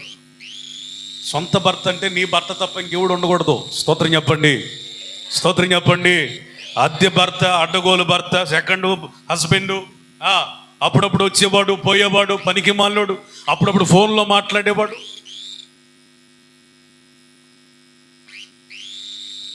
సొంత భార్య ఉండాలట. సొంత భార్య అంటే కొంతమందికి ఉంటారులే. యేసన్న గారి వాక్యం అంటే పడి చచ్చిపోయే ఒక ఆయన ప్రతి నెల ఆల్ నైట్కి ఎక్కడి నుంచి, బెంగళూరు నుంచి వచ్చేవాడట. అబ్బా అసలు నీ వాక్యం అంటే మామూలు కూడదన్నా, నువ్వు వాక్యం చెబితే అబ్బో అసలు అంటే అయ్యా అక్కడ హోసన్న మందిరాలు ఉన్నాయి కదా, అక్కడికి వెళ్ళొచ్చు అంటే లేదన్న ముఖాముఖిగా మీ వాక్యమే వినాలి నెలకొకసారైనా, అందుకే నేను ప్రయాసపడైనా వస్తున్నానన్నా అన్నాడట. సరేలే అనుకున్నాడు. ఒక రోజున పాస్టర్ గారికి తెలియదు కదా, పాస్టర్లకు తెలియకపోయి చెబుతూ ఉంటారు, ఎందుకంటే ఆత్మచేత నింపబడినప్పుడు వాళ్ళకి అవసరమైన మాట ఏదో రిలీజ్ అయింది. యేసన్న గారు తన మాటలు చెబుతున్నాడు. ఒక్కొక్కడికే 2 ఇళ్ళు ఉంటాయి, చిన్నిళ్ళు పెద్దిళ్ళు అని చెప్పగానే వీళ్ళు లేచి వెళ్ళిపోయాడు. చూడు, ఆల్ నైట్ ప్రేయర్ల మధ్యలోంచి లేచి వెళ్ళిపోయాడు. 2-3 నెలల తర్వాత ఈడు కనపట్ల.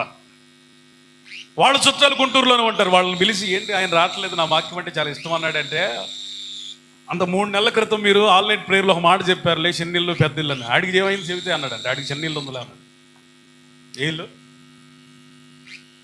ఎక్కడో కొంప ఉంటుంది, ఇంకొక చోట ఇంకొక కొంప ఉంటుంది, అందుకని రూపాయి కూడా మిగలదు ఒక్కొక్కడికి. సొంత భార్య, ఏం చెప్పండి, సొంత భార్య. అర్థమైందా? మొన్న ఈ మధ్య నా అన్వేషణ అనే ఛానల్లో ఒక ఆఫ్రికన్ తీసుకొని వచ్చాడు. ఎంతమంది? 12 మంది భార్యలు అనుకుంటా. ఆ 12 మందికి 10 మందికి చొప్పున 120 మంది పిల్లలు పుట్టారు. ఆ పిల్లలకి పిల్లలు మొత్తం ఆ కాలనీ వాళ్ళే ఉన్నారు. నిజం. ఆ 12 మంది ఉన్న అతను ధన్యుడు. 75 సంవత్సరాల్లో కింగ్ లాగా ఉన్నాడు. వాళ్ళందరూ సొంత భార్యలే. నీకు 12 మంది ఉన్నా 100 మంది ఉన్నా లీగల్గా భార్యలై ఉండాలి. సామాజికంగా 2-3 పక్కన వేసుకొని తిరిగే అంత ధైర్యం ఉంటే 100 మందిని చేసుకో. చేత కాదా? నోరు మూసుకొని భక్తి చేయి. లీగల్గా నువ్వు ఒక భార్యని వెంట తీసుకొని రాలేవు. లీగల్గా సమాజంలో ఇంకొకటి పక్కన పెట్టుకొని నా భర్త అని చెప్పలేవు. రహస్యంగా ఎందుకు ఇవన్నీ? అందుకని మనం ఏం చేయాలో తెలుసా? పరిశుద్ధతను కలిగి జీవించాలి. దేవునికి స్తోత్రం చెప్పండి. హల్లెలూయా, స్తోత్రం చెప్పండి. ఆత్మను ఆర్పే పని ఏమీ చేయొద్దు. ఇబ్రీ 10:26 నుంచి చదవండి అయ్యా. 29లో 4వ లైన్లో, కృపకు మూలమగు ఆత్మను తిరస్కరించుట. ఆత్మను తిరస్కరించుట అంటే సింపుల్గా ఒకే ఒక మాట, నీవు క్షమించబడ్డావు, రక్షించబడ్డావు, రక్షణ అనుభవం నీకు ఉంది. కావాలని భయం భక్తి లేకుండా మళ్ళీ పాపంలో పడుతున్నావు. ఏ కృప అయితే నిన్ను రక్షించిందో ఆ కృపకు ఆధారముకు ఆత్మను నువ్వు ఏం చేస్తున్నావు? తిరస్కరిస్తున్నావు. మనము భయముతో వణుకుతో మన రక్షణని కొనసాగించి ఆత్మను హత్తుకొనుదుమో గాక. స్తోత్రం చెప్పండి. చివరిగా ఒక్క మాట ఆత్మను గురించి. మత్తయి 12, Matthew chapter 12:31.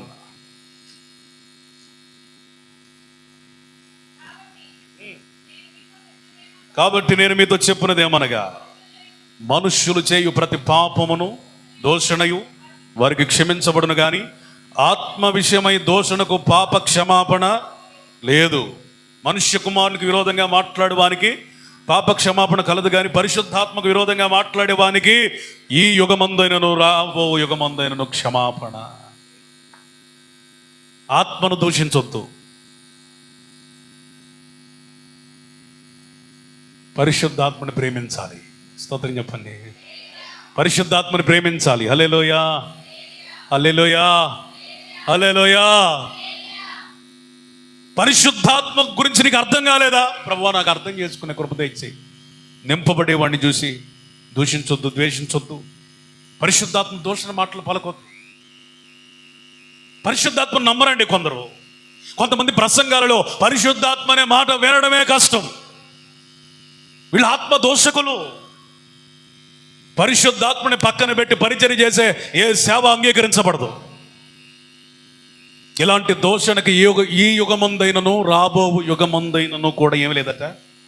యేసు ప్రభువుని తిట్టినోడికైనా క్షమాపణ ఉంది. మనుష్య కుమారుడు భూమి మీదకి వచ్చాడు, కానీ మనుష్య కుమారుడు వెళ్ళిపోతూ పరిశుద్ధాత్మని సంఘానికి ఇచ్చాడే, ఆ పరిశుద్ధాత్మను దూషించడానికి ఈ యుగమందైనను రాబో యుగమందైనను క్షమాపణ లేదు. ఇప్పుడు మనం పరిశుద్ధాత్మని ప్రేమించాలి.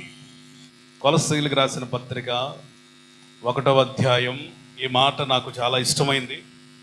1వ అధ్యాయం 8, ఆత్మయందలి మీ ప్రేమను మాకు తెలిపినవాడు. చాలండి. పరిశుద్ధాత్మని టెస్ట్ చేయొద్దు, నమ్మండి, బాగుపడతారు, దీవించబడతారు. పరిశుద్ధాత్మను ఎదిరించొద్దు, ఏం చేయాలి? లోబడండి. పరిశుద్ధాత్మను దుఃఖ పెట్టొద్దు, ఏం చేయాలి? సంతోష పెట్టండి. పరిశుద్ధాత్మను ఆర్పొద్దు, మీలో ఉన్న పరిశుద్ధాత్మని మరింత రగిలేటట్టుగా మీ జీవితాలు ఆయనకి సహకారం మగును గాక. పరిశుద్ధాత్మను తిరస్కరించొద్దు, కృపకు ఆధారమగు ఆత్మని మీరేం చేయాలి? సన్మానించాలి. పరిశుద్ధాత్మని దూషించొద్దు, ఆయన్ని ప్రేమించాలి. అట్టి కృప నీకు నాకు మనకు అందరికీ కలుగును గాక.